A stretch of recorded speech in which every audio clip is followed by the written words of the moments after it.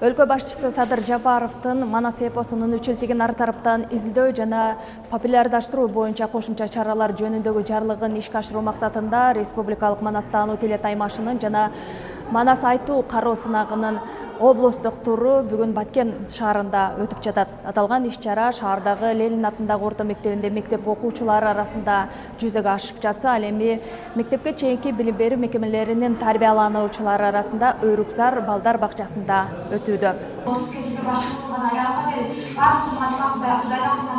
Кароо сынак мектеп окуучулары арасында буга чейин өлкөнүн 44 районунда жана 32 шаарында өткөн. Эми мынтип республикалык турга жолдомо алуу үчүн тандоо жүрүүдө. Ал үчүн Баткен облусундагы билим берүү мекемелеринен 40ка жакын топтор келген. Бул жерге 260 мектептен, область боюнча 260 мектептен окуучулары райондук турдан тандалган окуучулар келип катышып жатышат.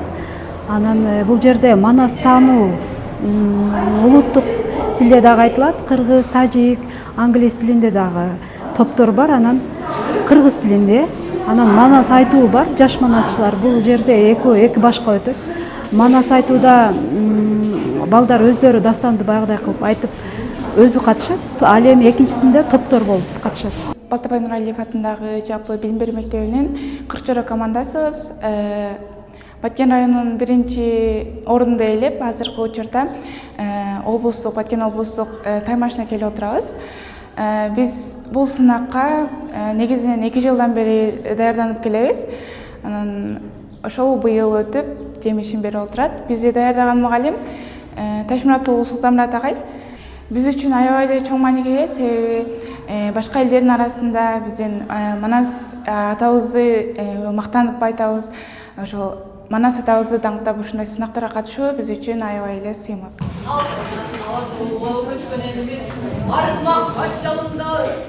Уюштуруучулар мындай иш-чаралар аркылуу балдардын Манас үчүлтүгүнө болгон кызыгуусу артып, билим деңгээли жогорулап жатканын айтышат.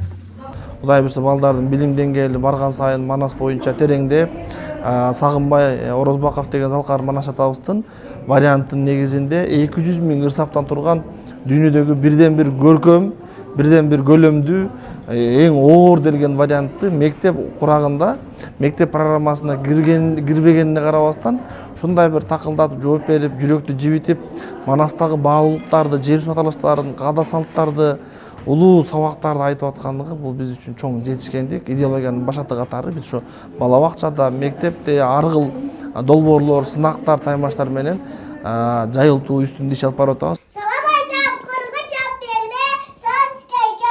Ал эми балдар бакчасынын тарбиялануучуларынын арасында кичинекей каарман аталышында сахналаштырылган коюлум сынак өтүүдө. Бул үчүн 3 район 3 шаардан эң мыкты деп тандалган 20га жакын бала бакчалар өздөрүнүн багыты боюнча даярданып келишкен.